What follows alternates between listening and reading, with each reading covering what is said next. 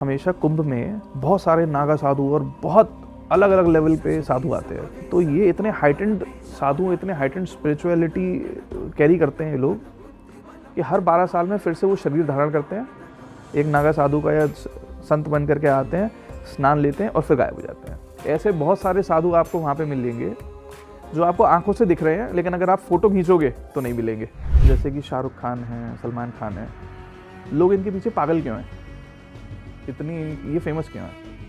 क्योंकि इनके अंदर कृष्णा कॉन्शियसनेस का एक फ्रेगमेंट, एनर्जी फ्रेगमेंट है, इसीलिए इतने फेमस हैं।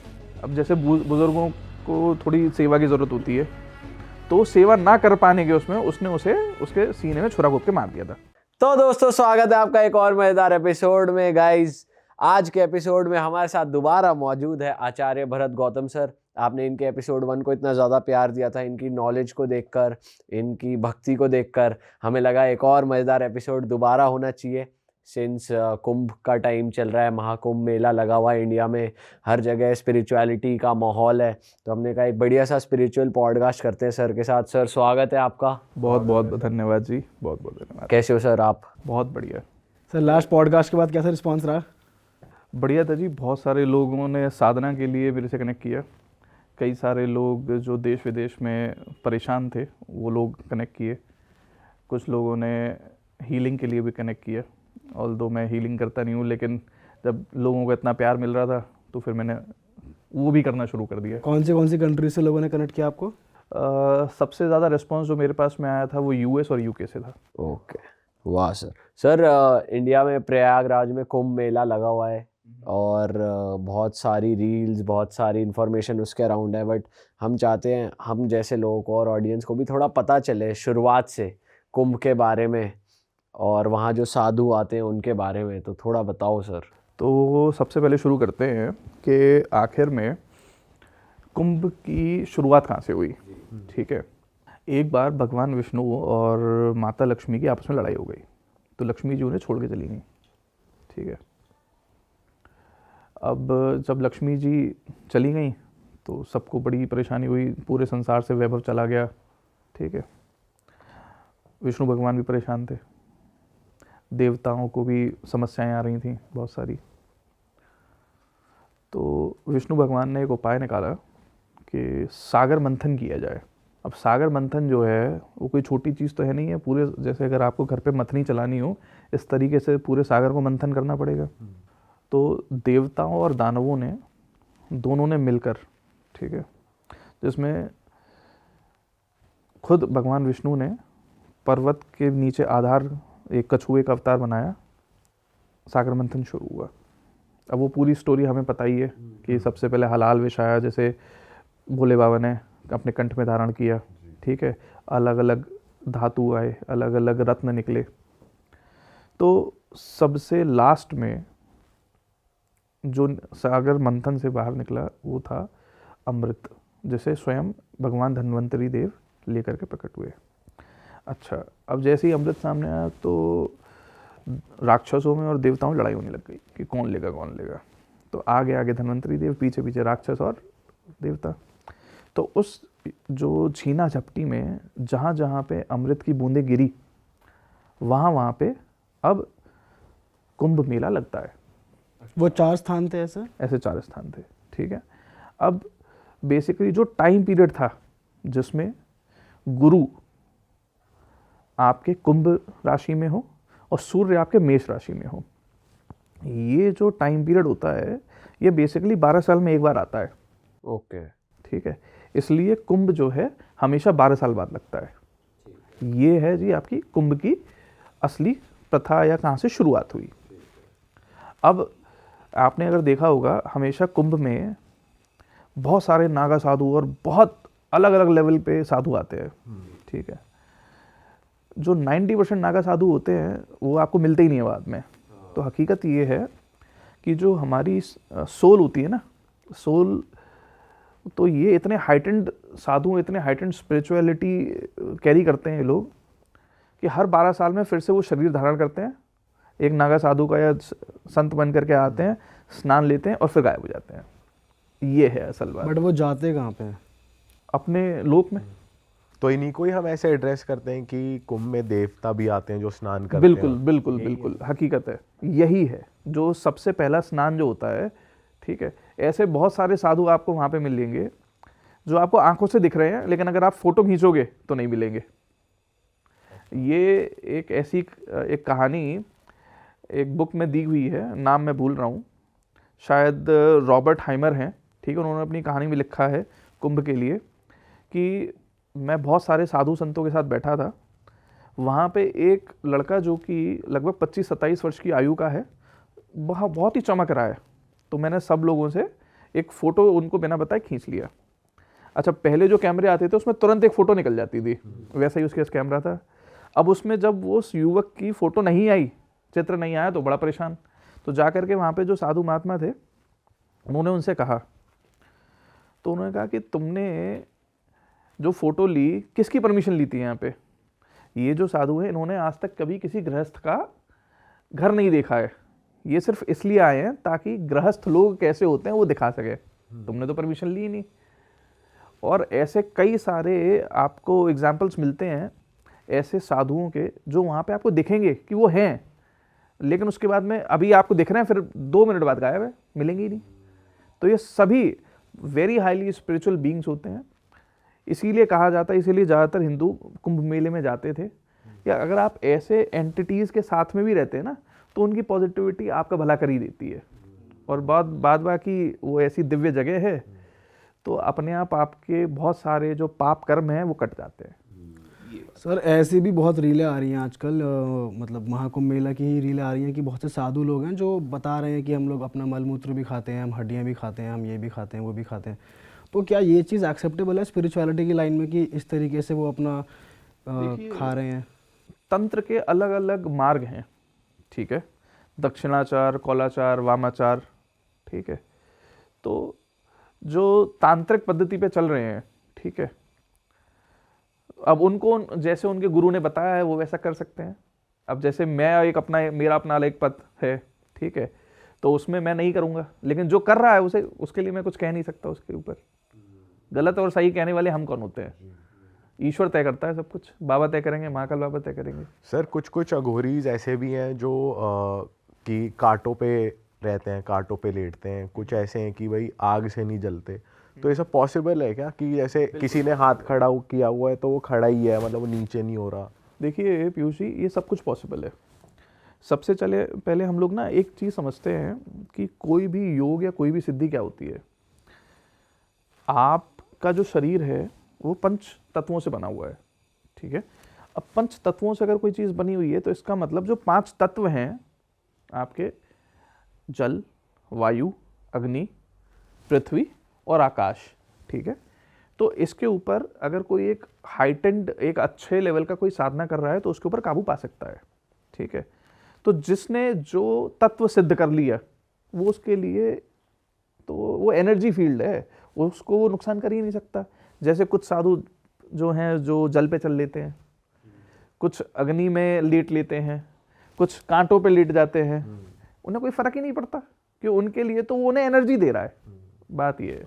और उनमें से अभी मैंने रील देखी थी तो एक बाबा थे जिनका हाथ पूरा खड़ा था और नेल्स वगैरह भी उनके काफ़ी बड़े थे, तो वो ये कह रहे थे कि मैंने भोले बाबा जी को ये हाथ उनको दे दिया है और उन पे सौंप दिया है। तो ऐसा कुछ होता है कि कुछ सैक्रिफाइस करना पड़ता है? ये ना हठ योग है। अब एक चीज़ बताओ, आपने जब कोई एक चीज़ बाबा के चरणों में समर्पित कर दी तो वो आपकी रही कहाँ? उसकी देख रेख तो बाबा अपने आप कर लेंगे ना। तो बस ऐसा ही है उनके साथ में, उन्होंने दे दिया तो अब उसका देख रेख तो बाबा करेंगे, होगी बात। तो ऐसे हठ योग लोग क्यों करते हैं, मतलब उनको क्या रिजल्ट चाहिए होता है?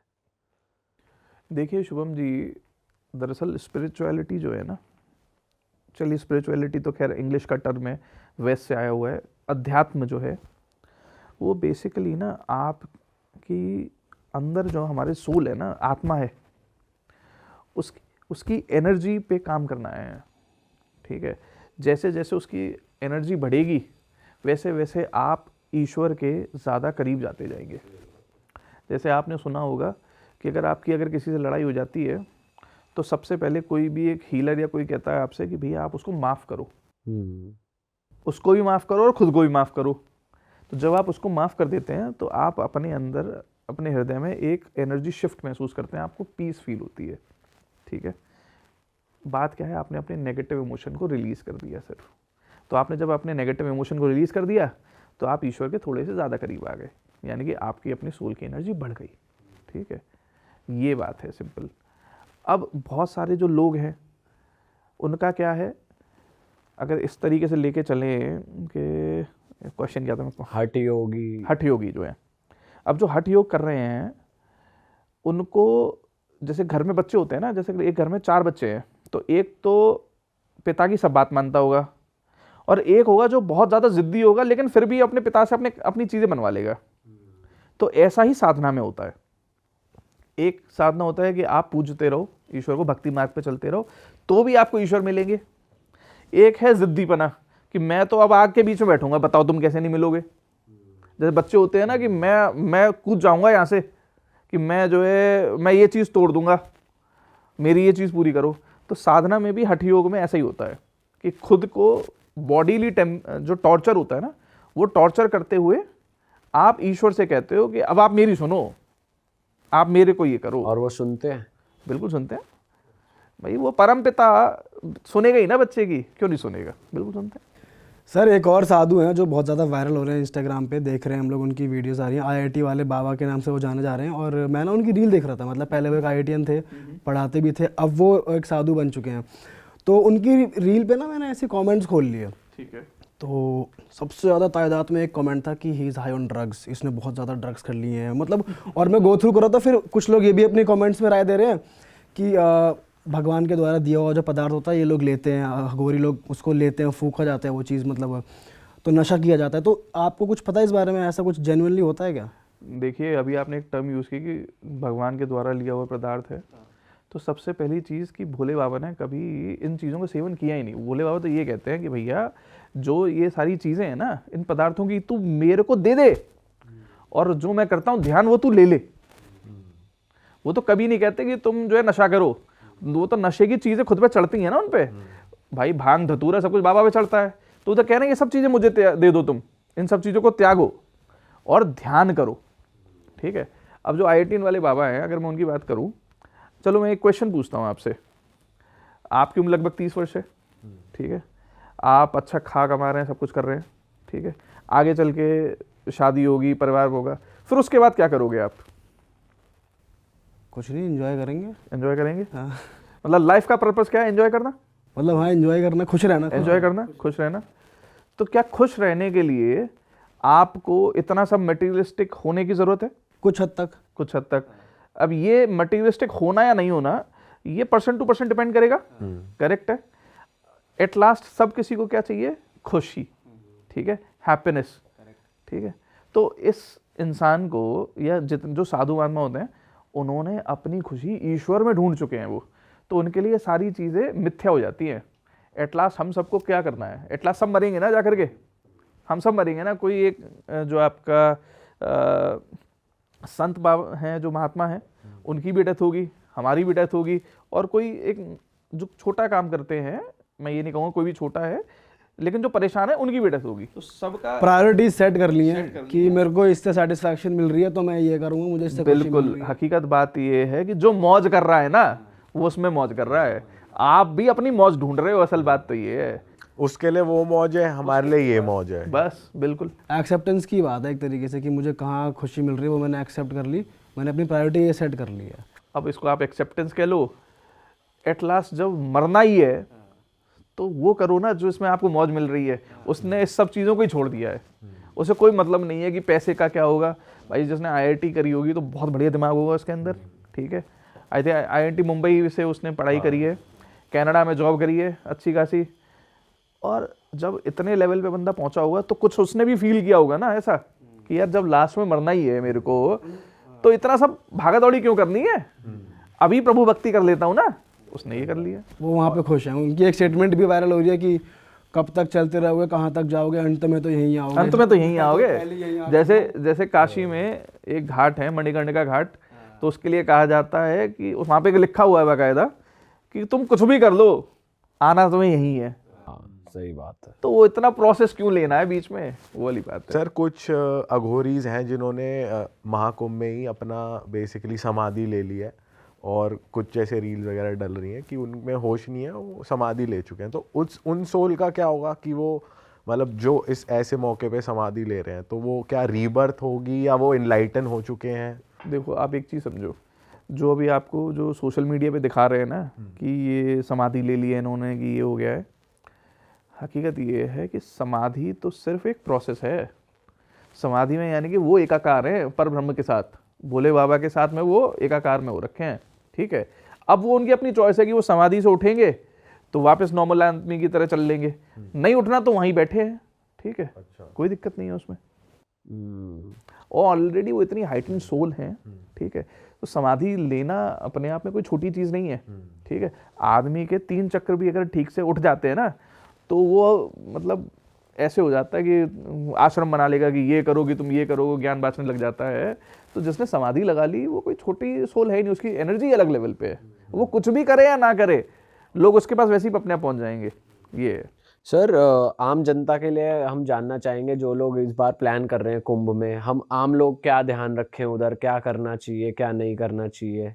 देखिए आज हम लोग, अभी तारीख क्या है अपनी आज हो गई सर 18 तारीख। 18 तारीख हो गई अपनी, ठीक है। तो अगर किसी को जैसे कुंभ में जाना है तो मैं ये सजेशन दूंगा, एटलीस्ट आप, अब 21 दिन तो मैं कह नहीं सकता क्योंकि इतना टाइम पीरियड नहीं है, तो एटलीस्ट 7 दिन की आप एक अपनी तैयारी करिए। आप सुबह ब्रह्म मुहूर्त में उठिए, ठीक है, अपने शरीर को शुद्ध करिए और ध्यान करिए या एक पूजा पाठ करिए, जिस भी आप देवी देवता को मानते हैं, ठीक है। मैं ये इसलिए कह रहा हूँ क्योंकि अगर मैं कोई एक नई चीज़ बताऊंगा तो उसको वो करने के लिए आपको टफ होगा। नई चीज़ जो आप करते हुए आ रहे हैं ना बचपन से, अगर आप सिर्फ उसका नाम जब भी करते हैं, सुबह कर लिया, शाम में कर लिया, रात में सोने से पहले कर लिया, अब ये टाइम आपने फिक्स कर लो, 7 दिन आप ये करो, फिर आप वहाँ पे जाओ। रील बनाने के लिए तो तुम कभी भी पहुँच जाओ, लेकिन हकीकत में वहाँ की एनर्जी को एब्जॉर्ब करने के लिए तो कम से कम इतना करके जाओ, ताकि आपको कि वहाँ पे आखिर हो क्या रहा है वो एनर्जी आपको समझ में आ सके, बस ये बात है। और सर अगर कोई सिद्धि वगैरह करना चाहता है और वहाँ जाके करता है, तो ऐसा है कि जल्दी आप कोई सिद्धि आ सकती है आपको, या घर पे भी करोगे तो उतना ही टाइम लगेगा? देखो मैं आपको एक चीज़ बताता हूँ, सिद्धि ना ध्यान का मल होती है। आपकी भक्ति जो है, आपकी साधना जो है, अगर आप वो करते भी हो ना, सिद्धि वैसे ही आ जाती है आपके पास में। अच्छा। संस्कृत में कहा गया है सिद्धि ध्यान अमलः, यानी कि जैसे आप एक्सक्रीट करते हैं ना, वेस्ट, बॉडी वेस्ट निकालते हैं, सेम साधना का वो वेस्ट है। अगर आप सिद्धि को पकड़ोगे ना तो आप साधना में आगे नहीं बढ़ सकते, हकीकत तो ये है। आप सिद्धि को लो मत लो, लेकिन अपनी साधना कंटिन्यू करो। अब आप कुंभ में जा करके कोई सिद्धि कर रहे हो, तो सबसे पहली चीज़ ये कि वहाँ पे इतने बड़े बड़े, इतने हाई लेवल के हाइटेंड लोग ऑलरेडी पहुँचे हुए हैं। मैं उनकी बात नहीं कर रहा हूँ जो अपने आप को साधु कहते हैं, मैं उनकी बात कह रहा हूँ जो साधु हैं, ठीक है। तो आप उनके ऑरा के आसपास भी रहेंगे तो वैसे ही आपको अपनी एनर्जी में शिफ्ट महसूस हो जाएगा, हकीकत तो ये है। अच्छा, एक साइड सर ये भी है कि रील्स पे ही देख रहे थे कि जैसे कोई नॉर्मल से रिपोर्टर है या कोई ऐसी रील बना रहा है, तो एक बाबा के सामने बना रहा है वो, और उससे मंत्र वगैरह बुलवा रहा है, उसको नहीं आता कुछ भी। तो एक ये साइड भी है कि ऐसे लोग भी पहुंचे हुए हैं वहाँ पे, तो ज़्यादातर स्कैमर्स तो सब जगह है ना। तो ये भी हो रहा है वहाँ पे एक तरीके तो से। अब कोई सनातन के बारे में कुछ जानता ही नहीं है, कोई दूसरे धर्म के लोग आकर के वहाँ पे अगर लोगों को परेशान करेंगे या कुछ भी करेंगे तो कुछ ना कुछ एक रेपरकशन तो भोगना पड़ेगा ही उन्हें भी। सर वैसे कहा जाता है कि जैसे जो रियल साधु संत हैं वो लोग कैमरा पे आते ही नहीं हैं, और बहुत से बाबा इस बार देखने को मिल रहा है कि सोशल मीडिया पर सभी लोग आ रहे हैं और अपने अपने इंटरव्यूज़ दे रहे हैं, तो इसमें आपकी क्या राय है? देखो मैं आपको हकीकत बात बताऊं, अगर मैं 1 से लेकर के 1000 तक स्पिरिचुअलिटी का या अध्यात्म का एक मार्ग मान लेता हूँ ना, तो जिसकी अध्यात्म की लेवल 100-150 है, ठीक है, वो लोगों की हेल्प करता है, ठीक है, पर्सनल लेवल पे कोशिश करता है। जब उसका अध्यात्म का लेवल 300-400 पहुंच जाता है तो एक बहुत बड़ा आश्रम बना लेता है, ठीक है, वैसे भी लोगों को हील करता है। और जिसका अध्यात्म का लेवल 600-700 पहुंच जाता है ना, वो नॉर्मल लोगों की तरह मिलता ही नहीं है। वो वैसे ही कंदराओं में हिमालय पे चले जाते हैं, ठीक है। और वो ऐसा नहीं है वो लोगों की मदद नहीं कर रहे हैं, वो अलग ही लेवल पे लोगों की हेल्प कर रहे होते हैं। किस तरीके से?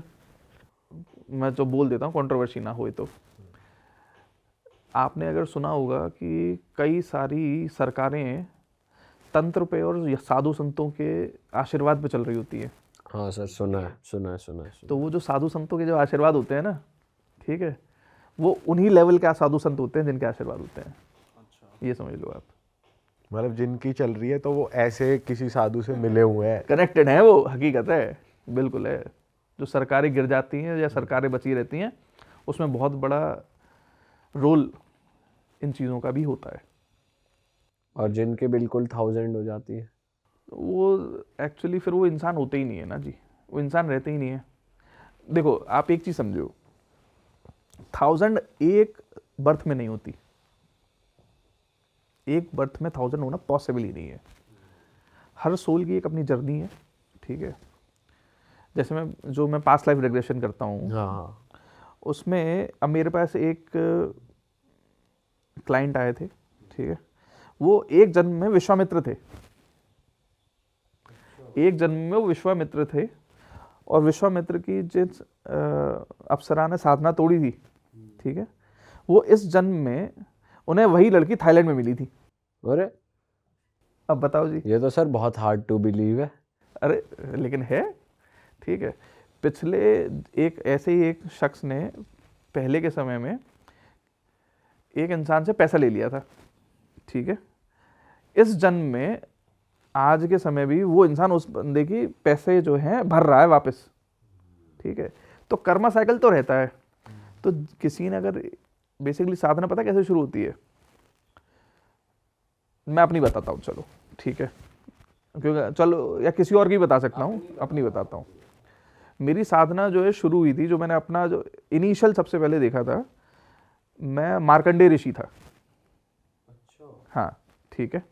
तो उस जन्म में जब मैंने अपना खुद का PLR किया था, तो मैंने स्वयं भोले बाबा और माँ के दर्शन किए हुए हैं, उस जन्म में मैंने किए हुए हैं। तो इसलिए इस जन्म में भी मेरे को भोले बाबा की बहुत ज़्यादा और माँ की कृपा प्राप्त है आज भी, ठीक है।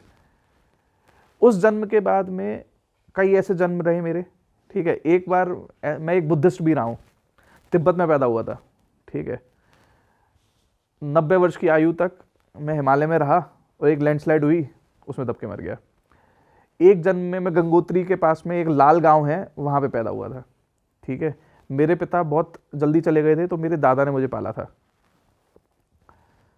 मेरे दादा से मैं पूछता था कि ये गंगा जी क्या है, कैसे हैं, तो मेरे दादाजी ये कहते थे कि ये जो है शिव जी की जटाओं में से निकल रही हैं, ठीक है। तो मैं उनसे जिद कर करके उनसे पूछने लगा, अच्छा शिव जी के पास कैसे जाऊँगा, कैसे मिलूँगा। तो उन्होंने मुझे अगेन शिव जी की पूरी कैसे पूजा होती है वो सिखाई, ठीक है। अब जब शिव जी की पूजा करने लगा काफ़ी साल तक, तब मेरे ही दादाजी ने बोला, अच्छा अब तुम्हें सिद्धियाँ चाहिए तो तुम काली माँ की पूजा करो। फिर मैंने काली माँ की पूजा की, सिद्धियाँ मिली भी, क्योंकि मैं उस जन्म में वो सब चीज़ें कर चुका था, तो मेरे लिए वो रास्ता बहुत आसान था, ठीक है। उसके बाद मैं एक अघोरी भी रहा। इस जन्म में भी अगर मैं बात करूं, तो इस जन्म की साधना का तो मैं समझता हूँ 0.5% या 0.2% ही है।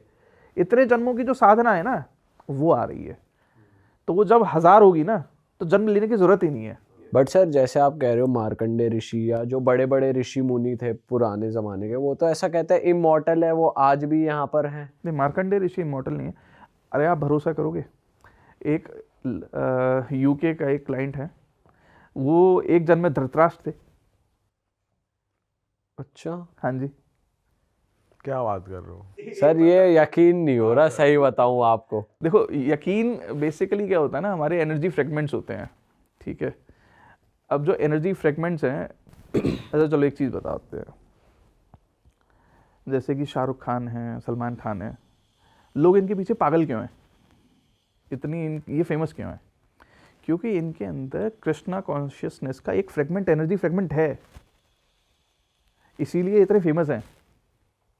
बट सर इस जन्म में तो इनका रिलीजन ही अलग है, इन्होंने ना कोई तो साधना। मैं खुद एक जन्म में मुस्लिम रह चुका हूँ, ठीक है, एक जन्म में भील रह चुका हूँ, ठीक है।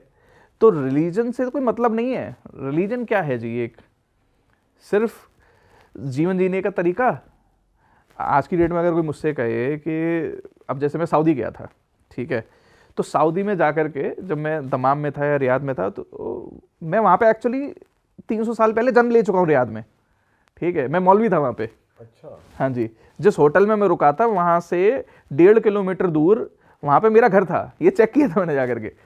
ये आपने वहां जाकर ही चेक करा वहां, मतलब तो आपको सेम नाम का मतलब सेम नाम दिखा? अगर आपने उनके देखे एंसेस्टर्स देखे तो उनके बेसिकली आप पूछ तो सकते हो ना कि आपके घर में कोई मौलाना आसिफ पैदा हुए थे, हाँ, तब पूछ पूछ के उनके दादा दादा ऐसे करना निकल वही जाता कह है। रहा हूँ मैं, आपने पूछा तो निकला नाम निकला आपका। था। अरे और जो आपने जितने भी आपने अपनी ये जन्म बताए हैं कि एक जन्म में वहाँ था, वहाँ तो जो मैं आपने past सबको navigation टैली किया। टैली कर चुका हूँ जी।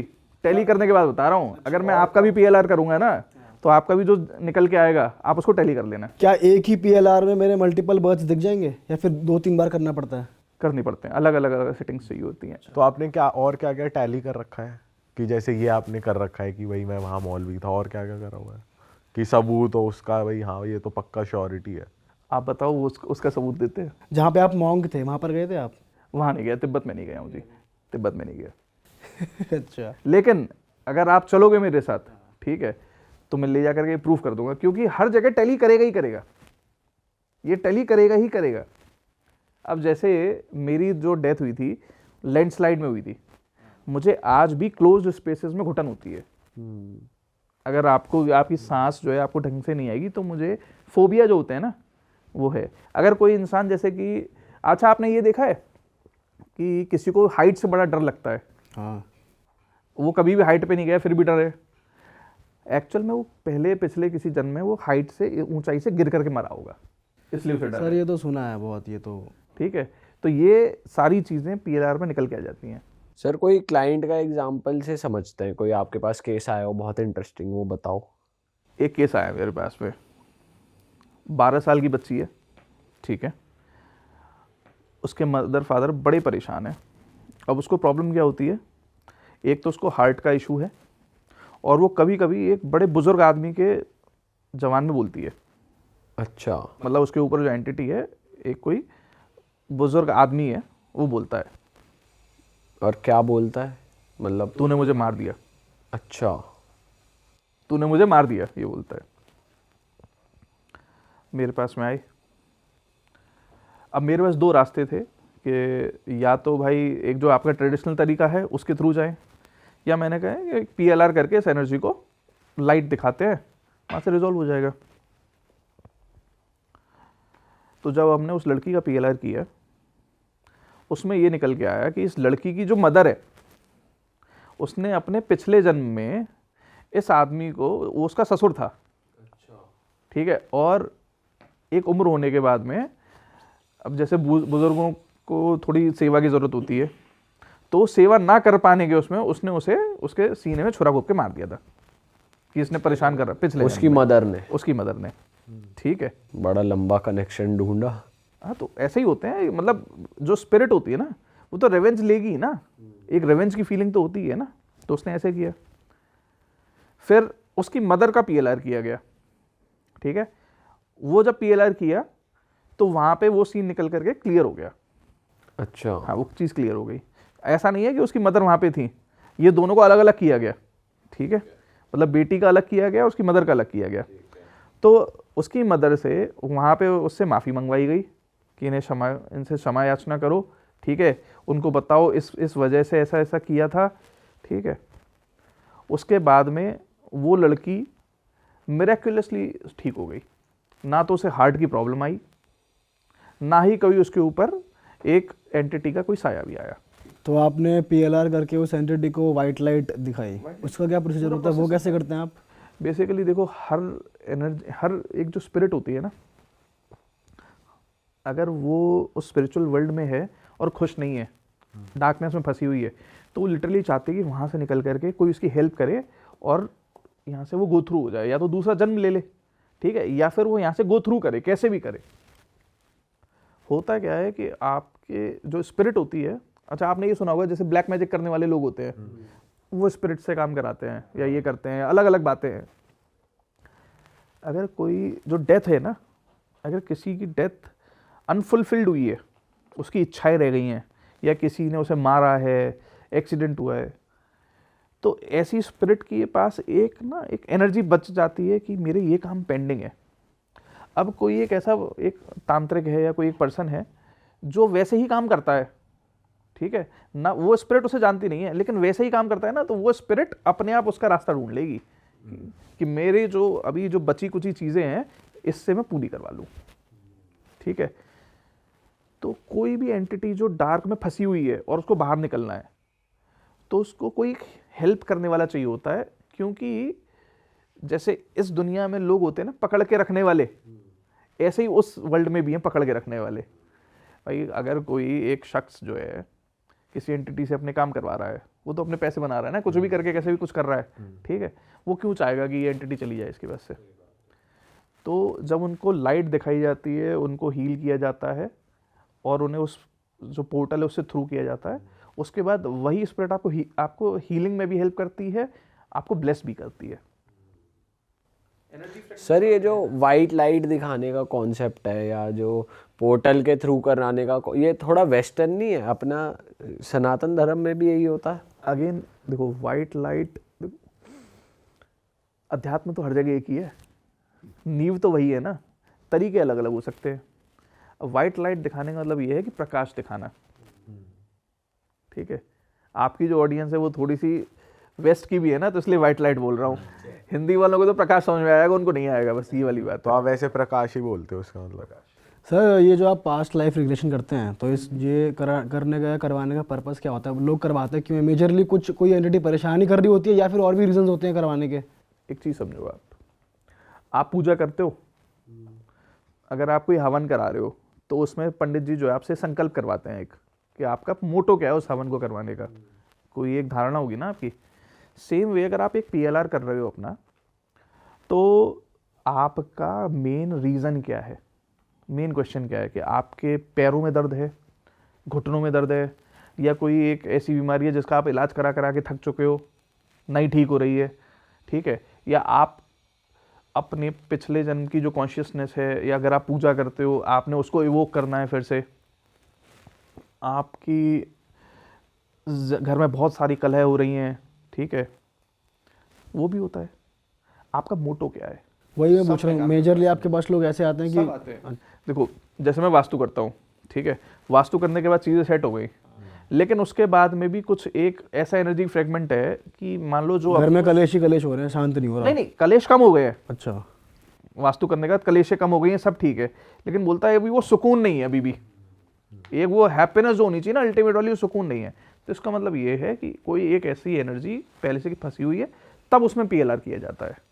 बात ये सर PLR में ये कैसे कंफर्म होता है कि जो हमें उस टाइम अनकॉन्शियस स्टेट में विजन आ रहे हैं वो रियल हैं, या वो हिप्नोसिस नहीं है, या हमारे माइंड में फंसी हुई कोई वो चीज़ नहीं है? कंफर्म कैसे करें? नो डाउट, बहुत अच्छा क्वेश्चन है। बेसिकली PLR करने के दो तरीके होते हैं। एक तो आपका हिप्नोसिस वाली स्टेट हो गई, एक होती है हाईली मेडिटेटिव स्टेट, ठीक है। अच्छा, जो हिप्नोसिस है वो साइकाट्रिस्ट यूज़ करते हैं, जिसमें आपको किसी को भी लत छुड़ानी है, ठीक है, वो फोर्स्ड होता है। अपन लोग जो करते हैं वो मेडिटेटिव होता है, जिसमें आपकी कॉन्शियसनेस इस लेवल पे बढ़ जाती है जिसमें आपको सब पता होता है। आपको जो वहाँ पे हो रहा है ना, कि आपको क्या बोलना है सामने वाले से, क्या नहीं बोलना, ये भी पता होता है, ठीक है। प्लस आप वहाँ पे क्या देख रहे हो, वो उनमें से कोई इंसान इस जन्म में भी आपके साथ हैं, ये भी आपको पता होगा। आप अगर बताना चाहोगे बता दोगे। प्लस अगर लेट्स सपोज उस कमरे में कोई अगर दिक्कत हो रही है ना, जहाँ पे आप हो, कोई आवाज़ आ रही है, तो आपको ये पता चल रहा होगा वहाँ पे ना कोई ये आवाज़ कर रहा है। मतलब आप कॉन्शियस होते हो फुल, ऐसा नहीं है बेहोश पड़े हो? और हाईली कॉन्शियस होते हो, आपको आप मल्टी डायमेंशंस में हाईली कॉन्शियस हो जाते हो। तो सर जैसे ये स्टेट अचीव कर पाना भी आपके लिए तो इजी है क्योंकि आप रोज़ मेडिटेशन करते हो। कोई आम आदमी को तो 5 मिनट आंख बंद करने को कह दो वो वैसे ही परेशान हो जाए, तो वो कैसे अटेन करता है वो चीज़? प्रैक्टिसेस होती हैं या तो, ठीक है, या फिर ये है आप किसी के पास जा कर के, हमारे पास आते हैं, मेरे सहयोगी हैं वो करते हैं, मैं करता हूँ, ठीक है, हमारे पास करा सकते हो। नहीं तो उसके लिए भी मैं एक तरीका बता देता हूँ कि आप कैसे अपने आप को धीरे धीरे अपनी एनर्जी को बढ़ा सकते हो। एक मेडिटेटिव स्टेट में जाओगे, उसके बाद आप अपना खुद का PLR कर सकते हो। जैसे मैंने अपने जो PLR किए मैंने खुद किए है ना। हाँ बिल्कुल। सर जब आप PLR करते हैं, जब आपने खुद का किया, तो जो विजन्स आते हैं उसमें PLR में, क्या वो ड्रीम्स के सिमिलर होते हैं? मैं आपको ये बताता हूँ कि मैंने सबसे पहले PLR कैसे किया था, कि मैं इस पर भरोसा क्यों करता हूँ। ठीक है, 2021 तक मैं मानता ही नहीं था कि यार PLR वगैरह जो है आपकी हेल्प करते हैं। ठीक है, क्यों नहीं मानता था? मैं बोलता था यार अभी प्रेजेंट जिंदगी में इतनी बछड़े हैं, पुरानी देख करके करोगे क्या। ठीक है, 2020-2021 में महामारी फैली हुई थी, कोविड हो रखा था। 2020 में मेरे फादर चले गए। 2021 में मुझे खुद को जो भयंकर वाला कोविड था वो हो गया, और एक अच्छे खासे क्रिटिकल सिनेरियो में अपन पहुंच गए। मैंने कहा यार अब तो हीलिंग खुद को करनी पड़ेगी, या तो यहाँ से यहाँ है या वहाँ है। तो फिर मैं मेडिटेशन में गया, और वो लगभग 12 घंटे का मेडिटेशन चला, ट्रांस स्टेट में बिल्कुल चले गए। उसमें मैंने अपनी खुद की 4 लाइफ टाइम्स देखी नहीं, जो मैं अभी आपको बता रहा था। सबसे पहले मार्कंडेय ऋषि वाली। अच्छा, अब मार्कंडेय ऋषि के संग क्या था, उनके जो पिताजी थे, पिताजी और माताजी, उन्होंने भगवान शिव से ये आशीर्वाद मांगा था कि हमें आपके जैसा पुत्र चाहिए। उन्होंने उनकी पहले पूरी साधना करी, फिर उन्होंने उनसे आशीर्वाद लिया कि हमें आपके जैसा पुत्र चाहिए। तो भगवान शिव ने कहा कि मेरे जैसा पुत्र अगर मैं दे भी दूंगा ना आपको, तो 12 वर्ष से ज़्यादा उसकी आयु ही नहीं होगी। ठीक है, तो मार्कंडेय ऋषि ने क्या किया, स्वयं से एक मंत्र बनाया, जिसे हम सब आज के समय पे महामृत्युंजय मंत्र कहते हैं। ओम त्र्यंबकम यजामहे सुगंधिम पुष्टिवर्धनम उर्वारुकमे वंदनान मृत्योर्मुक्षये मामृतात्। ठीक है, अब उन्होंने इस मंत्र से भगवान शिव की स्वयं साधना शुरू कर दी। अब मार्कंडेय ऋषि खुद कौन है, शिवांश है। अब शिवांश ही शिव की साधना कर रहा है। ठीक है, तो भोलेनाथ उनके सामने प्रकट हुए। तो उन्होंने ये कहा कि मुझे आप कालों के काल महाकाल हैं, आप महाकाल हो, मुझे काल से बचाओ, मुझे इस काल से बचाओ। तो भगवान शिव ने तथास्तु कहा, चले गए। अब जब 12 वर्ष की आयु पूरी हुई, तो जिस शिवलिंग को उन्होंने स्वयं बनाया था, उस शिवलिंग को वो पकड़ दिया उन्होंने, और अपना मंत्र, यही महामृत्युंजय मंत्र, वो बोलते रहे। और जब काल आए, उन्होंने अपना पाश फेंका, तो स्वयं भोलेनाथ महादेव उनके सामने खड़े हो गए। कालों के काल महाकाल उनके सामने खड़े हो गए कि तुम जाओ वापस, इसकी आयु पूरी है। ठीक है, इसीलिए जो कहते हैं ना कि होनी तो होके रहेगी, तो होनी तो होगी, उसको टालने वाले सिर्फ महाकाल हैं। काल तो आए लेकिन वापस चले गए। और सर जैसे आप PLR तो करते ही हो, कोई ऐसा है आपके पास क्लाइंट की जिसने पूछा हो भाई मेरे को फ्यूचर का देखना है? होता है ना जी, फ्यूचर लाइफ रिग्रेशन होता है, पॉसिबल है। कैसे, ये कैसे करते हो आप? देखो चलो मैं आपको एक छोटी सी ना एक ये डिस्क्रिप्शन देता हूँ। जब आपको किसी को भी, जब लोग हाईली मेडिटेटिव स्टेट में लेके जाते हैं, तो उन्हें ना नीचे उतारा जाता है, उसकी फ्रीक्वेंसी को डाउन करके उसको नीचे उतारा जाता है। उससे कहा जाता है तुम नीचे उतरो। जब वो नीचे उतरता है तो उसके सामने एक बहुत बड़े दरवाजे होते हैं। ठीक है, उन दरवाज़ों को खोलना होता है। जब आप उस दरवाजे को खोलोगे तो आप उस पर्टिकुलर लाइफ में जाओगे। ठीक है, इसी तरीके से अब यहाँ पे उतरना नहीं है अपने को, यहाँ पे चढ़ना है। ठीक है, जब आप चढ़ोगे, अब डिपेंड ये करता है कि अब आपने आखिर जानना क्या है। ठीक है, ये पहले ही बता देता हूँ, काफ़ी डेंजरस टेक्निक है। ठीक है, क्योंकि अगर आप आगे का पता कर लोगे, अगर आप पता कर लेते हो, तो अगेन आपको ये टेंशन हो जाएगी कि जो आज से 5 साल बाद होना है, मुझे आज पता है कि उसके लिए मैं क्या करूं। मान लो अगर किसी ने आपको वहां पे 5 साल बाद चीट करना है ना, तो आप आज से उसको चक्कर में टेंशन में पड़ जाओगे। ओके सर, कोई केस के एग्जांपल से बताओ। मेरे क्लाइंट मेरे पास में आए, उन्हें अपना कराना था ये तो उन्हें ये देखा कि आज से 3 साल बाद उनकी वाइफ जो है एक उनके जानकार के संग उन्हें चीट कर रही है। अच्छा, तो बड़े डिस्टर्ब हुए पहले तो। मैंने कहा जी आप चेक कर लो, अब ऐसा आपको दिखा है तो कुछ ना कुछ तो ऐसा होगा। तो उन्होंने घर जा कर के उनका व्हाट्सएप हैक किया, वो व्हाट्सएप वेब वगैरह जो भी कनेक्ट करते हैं वो किया। 6 दिन बाद रोते हुए आ गए कि भाई साहब अब क्या किया जाए, कि चैटिंग चल रही है। चैटिंग तो चल ही रही है और भी चैटिंग भी अच्छे लेवल पे चल रही है। अच्छे लेवल पे। अच्छा, चीटिंग होने वाली थी 3 साल बाद, आज चैटिंग चल रही है बस। चैटिंग चल रही है, चीटिंग भी चल रही है। अच्छा, वो तो 3 साल बाद उन्हें पता चलनी थी, ओ, वो 3 साल पहले पता चल गई। हाँ 3 साल बाद वो जो एलिमनी का केस आता है ना, वो केस बच गया है अभी यहाँ पे, ठीक है, वो केस बच गया है। तो वो सब कुछ निकूल के अब प्रोसेस में उन्होंने अपना डिवोर्स फाइल कर दिया है। अच्छा सर, जो बंदा फिर अपनी फ्यूचर लाइफ प्रोग्रेशन कराता है तो वो तो उसको टाल ही नहीं सकता, अगर कोई चीज़ होनी होगी उसको दिखता है तो वो तो होगी। हाँ, खून अगर सड़क पे बहना है ना, उसकी जगह पे घर में 2 बूंद गिर जाएगा, खून तो बहेगा, होनी तो होके रहेगी। मिनिमाइज कर सकते उसको आप मिनिमाइज कर सकते हो, वो भी उसकी आपकी अपनी साधना है, अपने आपके अच्छे कर्म है। देखो कर्मा तो अपना रोल प्ले करेगा ही करेगा। अच्छा सर, ये बताओ, सिंस आप एक एस्ट्रोलॉजर हो, तो एस्ट्रोलॉजी भी एक तरीका है फ्यूचर बताने का, फ्यूचर की घटनाएं मैं अपने आप को टू बी ऑनेस्ट एक साइकिक कहता हूँ, एक साधक कहता हूँ, क्योंकि मैं एस्ट्रोलॉजी भी करता हूँ, मैं वास्तु भी करता हूँ, मैं आपका PLR भी करता हूँ, मैं आपका FLR भी करता हूँ, हीलिंग भी करता हूँ, क्योंकि इन सब की जो जड़ है ना, अध्यात्म, वो है। तो किसके साथ कैसे, किसको कैसे ट्रीट करना है, ये कैसे डिसाइड करते हो आप? जैसे मैं आया आपके पास कि मैं पूछूं कि सर मेरा करियर कैसा रहेगा, तो आप वो फ्यूचर लाइफ भी दिखा सकते हो? अब आपका यही क्वेश्चन है कि मेरा फ्यूचर कैसा रहेगा, ठीक है। तो अब ये जो आपका क्वेश्चन आया है, ये आपका प्रेजेंट क्या है, पहले तो ये कि भाई अभी आपके जीवन में कोई समस्याएं हैं, आपके जीवन में कोई समस्याएं नहीं है ना। तो जब समस्याएं नहीं है तो आप ये एंटिसिपेट कर रहे हो कि मेरा फ्यूचर आगे से अच्छा होना चाहिए। तो यहाँ पे हमारे पास 2-3 चीज़ें हैं, या तो आपकी एस्ट्रोलॉजी चेक कर लिया जाए, ठीक है, ये यहाँ पे फ्यूचर लाइफ प्रोग्रेशन देख लिया जाए, ठीक है, वास्तु वगैरह आपका ठीक है, तो उस सबसे आपको सिक्योर कर दिया जाए कि भैया कोई भी आपका अगर कोई अहित होने वाला है तो अहित ना हो, एक प्रोटेक्शन हो जाए। तो डिपेंड ये करता है कि सामने वाले को चाहिए क्या, उसके हिसाब से किया जाता है। सर, वास्तु एक मेजर रीजन है अहित होने का, एक्सीडेंट होने का, या बीमार पड़ने होता है का? ना, होता है, बिल्कुल बिल्कुल, बिल्कुल। सॉलिड रीजन है या कुंडली पावरफुल है? सबसे ज्यादा पावरफुल क्या है?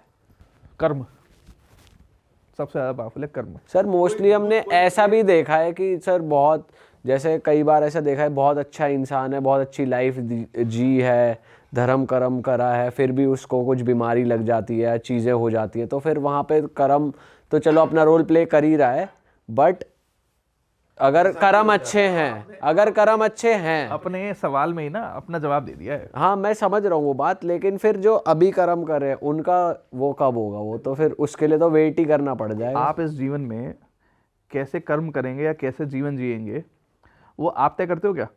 नहीं। जिस वक्त पे आप पैदा हुए, ठीक है, उस वक्त की जो आपकी कुंडली है, एक चीज़ तो वो, फिर आपने अपने पिछले जन्म में जो आपके कर्म रहे हैं वो, ठीक है, इसके बाद में आप ये जो प्रेजेंट लाइफ जी रहे हो ना, इसमें आपके मम्मी पापा जो हैं, आपके मदर फादर, उनकी अपने क्या कर्म रहे हैं, उनका इफेक्ट, ये सब रोल प्ले करते हैं। जैसे आपका सवाल का जवाब देने के लिए एक स्टेटमेंट दे रहा हूँ मैं।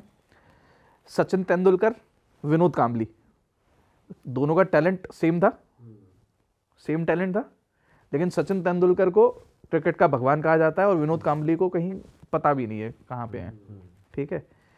सचिन तेंदुलकर ने पिछली लाइफ में इतना स्ट्रगल कर चुके हैं, इस लाइफ में उन्हें फल मिलने थे, ठीक है।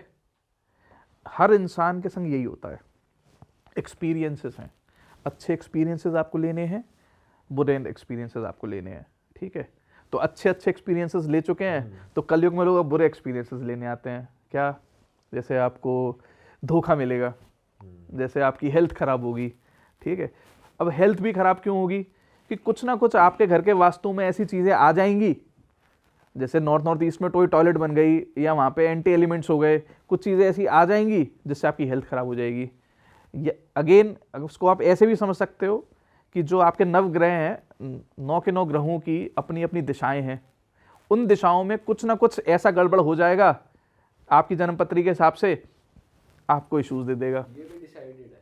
सब डिसाइडेड है जी, हर चीज डिसाइडेड है, हर चीज डिसाइडेड है। पास्ट लाइफ के जो बुरे कर्म होंगे वो भी तो इम्पैक्ट डालेंगे इस लाइफ में। अगर कोई बंदा इस लाइफ में गलत कर्म नहीं कर रहा होगा, सब कुछ परफेक्ट चल रहा होगा, फिर भी कुछ गलत होता है, मतलब थोड़ा इफेक्ट कर्म है। के आपको मैं प्रकार बता देता हूँ। एक होते हैं आपके संचित कर्म, एक होते हैं प्रारब्ध। ठीक है, संचित यानी कि जो आपने पूरा स्टॉक पिछले जन्मों से इकट्ठा करके रखा हुआ है। ठीक है, प्रारब्ध में अभी आप जो कर रहे हो, अब जो पुराना इफेक्ट तो अपना आएगा ही ना। अब आज के कर्म के अनुसार आपको जी 100 करोड़ रुपए कमा लेने चाहिए थे, लेकिन आप बैठे 10 पे हो, तो कोशिश सोच तो रहे हो यार 10 भी बुरे नहीं है, लेकिन होने 100 चाहिए थे, तो ऐसा हुआ क्यों नहीं। तो अगर आप इसमें अगर चेक करोगे तो कुछ ना कुछ ऐसी चीजें रही होंगी जो आपके हिसाब से नहीं हो पाई होंगी। आपने एक्सपेक्ट किया होगा यार यहाँ से रिटर्न इतना आना चाहिए था, लेकिन कुछ ना कुछ वजह से किसी ने आपके पैसे खराब कर दिया या इन्वेस्टमेंट किया, वहाँ अटक गया। तो वो ऐसी चीज़ें क्यों हुई, अगर आप उसका अपना PLR करोगे तो उसमें वो चीज़ निकल के आ जाएंगी कि आपने कुछ उन पर्टिकुलर लोगों के साथ पुराने लाइफ में कुछ गलत किया होगा, या कोई एक एनर्जी एक्सचेंज रहा होगा जो निकल गया। ये है अमूमन। अगर मैं जैसे जो मैंने अभी तक मेरी रिसर्च है, हर इंसान अपने पूरे लाइफ टाइम में लगभग 5000 लोगों से मिलता ही मिलता है कम से कम। ठीक है, तो उनके संग उसका एक एनर्जी एक्सचेंज या कुछ ना कुछ एक नाता बन जाता है। ठीक है, तो जब आप PLR करके हीलिंग कर रहे होते हो ना, कम से कम आप 5000 लोगों की लाइफ बेटर कर रहे होते हो उस टाइम पे।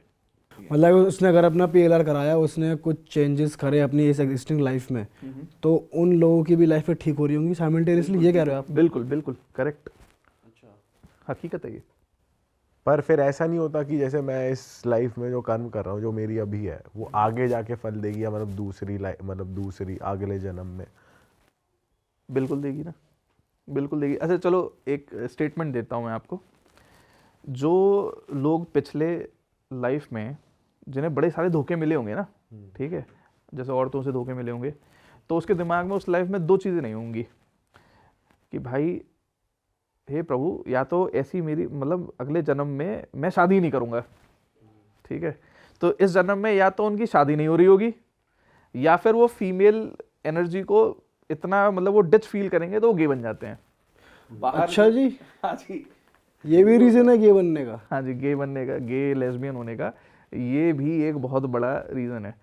मतलब इंडिया में तो खैर इतना नहीं होता है, क्योंकि यहाँ पे मोस्ट ऑफ द क्राउड जो है वो रिलीजियस क्राउड है। ठीक है, लेकिन बाहर वेस्ट में, जैसे मैं ऑनलाइन भी PLR करता हूँ, तो लिटरली एक स्पेन से एक औरत है, वो लेस्बियन है आज की डेट में, जो पिछले जन्म में 4 बार 4 लोगों ने धोखा दिया और एक ने मार दिया था उसे। ठीक है, तो उसका मतलब मेल स्पेस से भरोसा ही उठ गया, और इस जन्म में भी, इस जन्म में ये है कि वो भरोसा ही नहीं करती किसी आदमी पे। She is happy being a lesbian.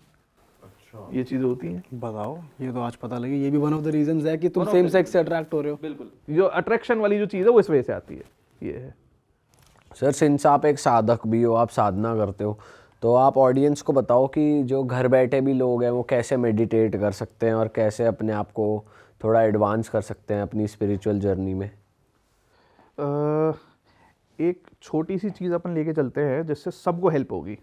ठीक है, किसी भी चीज़ की रूट होती है, मूल होता है। ठीक है, तो सबसे पहले मूलाधार, जैसे हम पूजा शुरू करते हैं तो सबसे पहले पूजा किसकी की जाती है? गणेश जी की। गणेश जी की जाती है। तो मूलाधार के जो देवता हैं वो गणेश जी हैं। अगर आप गणेश जी की पूजा करोगे तो आपके मूलाधार चक्र को एक्टिवेट करेगा। ठीक है, गणेश जी की पूजा नहीं कर सकते आप, मान लीजिए कोई आप क्रिश्चियन हो या आप मुस्लिम हो, नहीं कर सकते, आप मूलाधार चक्र का जो बीज मंत्र है लाम, उसको आप जो है चैंट करिए, उस पर मेडिटेट करिए, वो एक्टिवेट होने लगेगा। जब आपका मूलाधार चक्र एक्टिवेट होता है, मूल का जो आधार है, तो काम, क्रोध, मद, मोह, लोभ, इन सब का पतन करता है, यानी कि आपकी एनर्जी ऊपर उठ रही होती है, आप स्टेबल होने लग जाते हो, स्टेबिलिटी आने लगती है। ठीक है, फिर मूलाधार के बाद में आप थोड़े ऊपर उठे, स्वादिष्ठान। कुछ लोग ऐसे होते हैं ना जो ये कहते हैं कि यार अपन कुछ भी खा लेते हैं, इतना स्वाद वाद का कोई फर्क नहीं पड़ता अपने को, नॉर्मल कुछ भी मिल जाए खा लेते हैं। उनका सेकंड चक्र स्वादिष्ठान एक्टिवेट होने लग जाता है। ठीक है, स्वादिष्ठान के ऊपर जब आप उठोगे, उसको एक्टिवेट कैसे करते हैं? स्वादिष्ट उसका भी बीज मंत्र है वाम। ठीक है, उसके ऊपर उठोगे जब आप, तो आ जाता है मणिपुर। जिसका मणिपुर चक्र एक्टिवेट हो जाएगा उसको पैसे से रिलेटेड सारी समस्याएं खत्म हो जाती हैं, वो सेट होता है अपनी लाइफ में। मतलब बहुत पैसा आ जाता है या जितना है वो उसमें सेटिस्फाइड हो जाता है? सेटिस्फाइड होता है और आता भी है, पैसे से रिलेटेड उसको टेंशन नहीं होती, पैसा आ रहा होता है उसके पास, हर तरफ से पैसा आ रहा होता है। ठीक है, फिर अच्छा एक इंपॉर्टेंट चीज इन तीनों चक्रास के लिए क्या है, आपको सेलिबेसी मेंटेन करनी होती है। 15 दिन में भी उठा सकते हो आप इन्हें, 15 दिन में एक्टिवेट कर सकते हो, 21 दिन मैक्स। अगर आप 21 दिन का अपना सेलिबेसी मेंटेन कर लेते हो, ब्रह्मचर्य पालन कर लेते हो, तो आप अपने इन तीनों चक्रों को एक्टिवेट कर सकते हो। ठीक है, अब तीनों चक्र जो एक्टिवेट होते हैं वो इनके बीज मंत्रों पे मेडिटेशन करने से होते हैं, और आपको वो एनर्जी फील हो जाएगी अंदर ही अंदर कि अब आपकी एनर्जी यहाँ तक जा रही तो बीज मंत्र बोलते हुए मेडिटेट कर, चैंट करना होता है या वो है अंदर ही अंदर, अंदर ही अंदर। ठीक है, बिना बोले माइंड में आप मेडिटेटिव स्टेट में हो या नहीं भी हो ना, तो कंटिन्यूसली चैंट करते रहो दिमाग में, वो अपने आप एक्टिवेट कर देगा उस एनर्जी को। ठीक है। अब जब आप मणिपुर से ऊपर उठे, आप आ जाते हो अनाहत चक्र पे, हृदय चक्र पे। जैसे बहुत सारे लोगों में एक फीलिंग आ जाती है, ये मोस्टली आपने देखा होगा जिसने पैसे वैसे खूब बढ़िया कमा रखे हैं, यार कुछ नहीं रखा जिंदगी में, सन्यासी हो जाता हूँ, कहते हैं ना लोग, उनका हृदय चक्र एक्टिवेट हो रहा होता है, इसलिए वो ये बातें कर रहे होते हैं। ठीक है, जब आपका हृदय चक्र एक्टिवेट हो जाता है तो आप ना नीयत पे बड़ा फिक्स हो जाते हो, भाई इसकी नीयत सही नहीं है यार, ये आपको दिखने लग जाता है कि कौन सही है कौन गलत है। ठीक है, जब आप हृदय चक्र से ऊपर उठे तो आप पहुंचते हो विशुद्धि चक्र पे। विशुद्धि चक्र यानी कि अब आप सत्य ही बोलोगे, अब आप शुद्ध हो रहे हो, आपकी बॉडी शुद्ध हो रही है। सबसे पहले आदमी गलत करता है या सोचता है? सोचेगा ना, तो वो गलत सोचना ही बंद कर देता है। गलत सोचेगा नहीं तो गलत बोलेगा नहीं, करेक्ट है, गलत सोचेगा नहीं तो गलत बोलेगा भी नहीं, तो आप प्योर हो रहे होते हो धीरे धीरे। अच्छा, जितनी जल्दी जितनी स्पीड से जो पहले 3 चक्र हैं वो एक्टिवेट होते हैं, उतना ही आपका अनाहत चक्र और विशुद्धि चक्र टाइम लगाता है। नहीं तो हर कोई नहीं बैठ जाएगा करने के लिए, हर कोई 4 महीने में बिल्कुल बन गया। जब विशुद्धि चक्र आपका एक्टिवेट हो जाता है, उसके बाद आप पहुंचते हो आज्ञा चक्र पे, जो कि आपकी थर्ड आई भी कही जाती है। जब आप आज्ञा चक्र पे पहुंच जाते हो तो बेसिकली आपको आज्ञा मिल चुकी है अपने इष्ट देव से मिलने की। इसका मतलब ये है आपकी थर्ड आई बिल्कुल कॉन्शियस है, आप अपने इष्ट से कभी भी बात कर सकते हो, बात ये है। ठीक है, अब आज्ञा चक्र एक्टिवेट होने के बाद तो सिर्फ एक ही चीज बचती है, समाधि। ठीक है, फिर समाधि ली जाती है, ये है ऑलमोस्ट। वैसे ये वाला चक्र अगर थर्ड आई एक्टिवेट हो गई इंसान की तो एक तरीके से इनलाइटेंड ही है, वो एनलाइटन हो जाता है। हकीकत बात ये है कि इनिशियल 3 चक्र भी अगर वो एक्टिवेट कर लेता है ना, ठीक है, तो आम जनमानस में वो वैसे ही उसको लोग हाइटेंड मानने लग जाते हैं। और आप सेंस भी हर चीज़ कर सकते हो। सेंस की करते हैं ना, ऑरा चेक इसीलिए तो होता है। बिल्कुल।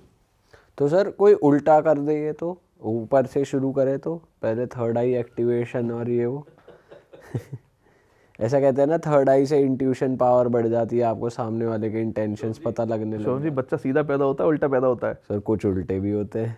अब जो उल्टे होते हैं वो अलग ही रंगत लिखते हैं ना, मगर तो यानी कि उनकी पिछले जन्म की अपनी साधना रहती है ऐसी। सर ये 2025 साल कैसा जाएगा लोगों के लिए, उस हिसाब से कोई वास्तु की रेमेडी दे दो। हाँ, ये एक अच्छा क्वेश्चन है, ये बता सकते हैं। देखो 2025 जो है वो मंगल का साल है। मंगल की दिशा होती है आपकी दक्षिण। ठीक है, अब दक्षिण दिशा को हर कोई अगर साफ सुथरा रखेगा, ठीक है, वहाँ पे कोई एंटी एलिमेंट ना हो, मतलब एंटी एलिमेंट का मतलब नीला काला पीला रंग ना हो, उसके बाद में कोई टॉयलेट वगैरह ना हो। यहाँ पे अगर किचन है तो बहुत अच्छी बात है। ठीक है, मेंटेन रखेगा तो चीज़ें अच्छी रहेगी उसके साथ में। उसका नेम एंड फेम गेन करने के लिए बहुत अच्छी चीज़ है, बहुत अच्छा साल है ये। ठीक है, इस सब के साथ में एक चीज़ और कहूँगा कि मंगल का साल है तो कोशिश करो कि थोड़ी बहुत फिजिकल एक्टिविटी इंसान करने लगे। जैसे कि ये जिम शुरू हो गई है इनकी, ठीक है, तो सब लोगों को थोड़ी बहुत जिमिंग या कुछ वर्कआउट ज़रूरी है, अच्छा रहेगा काफ़ी। लोग अग्रेसिव ज़्यादा रहेंगे, ठीक है, क्योंकि मंगल जो है अग्रेशन देता है, तो थोड़े से अग्रेसिव रहेंगे। तो वर्ल्ड में भी अगर आप देखो तो छोटे मोटे लेवल पे चीज़ें चली रही हैं। हर किसी को कोशिश करनी चाहिए कि वो हनुमान जी की साधना कर सके। तो अगर हनुमान जी की साधना नहीं कर सकते हैं तो जिस भी अपने इष्ट देव की साधना कर रहे हैं उनकी साधना करें, ठीक है। तो उससे काफ़ी चीज़ें सेटल्ड रहेंगी। एनर्जी की आवश्यकता है तो एनर्जी आपके इष्ट देव आपकी पूरी करेंगे। सर अगर किसी को ना हनुमान जी की साधना करनी है तो क्या क्या प्रिकॉशन लेने पड़ेंगे कि भाई वो चीज़ नहीं करें, अवॉइड करें? हनुमान जी की साधना देखिए 2 तरीके से होती है। एक होती है भक्ति भाव से, जिसमें आप उन्हें भाई मानते हैं अपना, ठीक है। दूसरी साधना होती है आपकी तांत्रिक मार्ग से।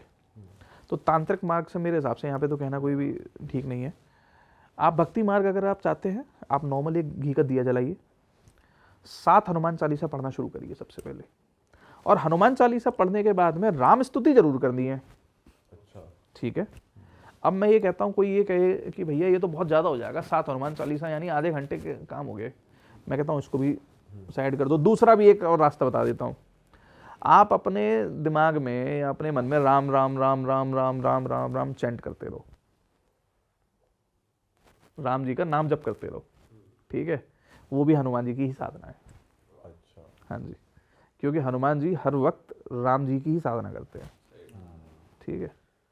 ऑल राइट सर, इस पॉडकास्ट को यहीं पे ख़त्म करते हैं। मज़ा आ गया आपके साथ फिर से बैठ के, और ऑडियंस को भी बोलूँगा अगर आप लोग को मज़ा आया तो इस पॉडकास्ट को अपने तक ना रखें, इस पॉडकास्ट को शेयर कर दें, और हमारे पॉडकास्ट को लाइक भी कर देना, और कमेंट करके अपनी राय ज़रूर डालना नीचे कमेंट सेक्शन में। और अगर आपके घर में कोई भी समस्या है, आपको अपना पास्ट लाइफ रिग्रेशन कराना है, आपको वास्तु को लेके लग रहा है यार घर में थोड़ा चीज़ें सेट नहीं है, सर को आप रीच आउट करना चाहते हैं, तो सर को रीच आउट करने की सारी डिटेल्स आपको मिल जाएंगी नीचे डिस्क्रिप्शन में। और सर को आप इंस्टाग्राम पे भी मैसेज कर सकते हैं, एंड सर का इंस्टाग्राम भी यहाँ पे आ रहा था, जाके फॉलो कर लीजिए। और हम आपसे मिलेंगे नए पॉडकास्ट में। टिल देन अपना ख्याल रखो, खुश रहो, मौज काटो। That is it, bye bye, see you, take care, tata जी टाटा।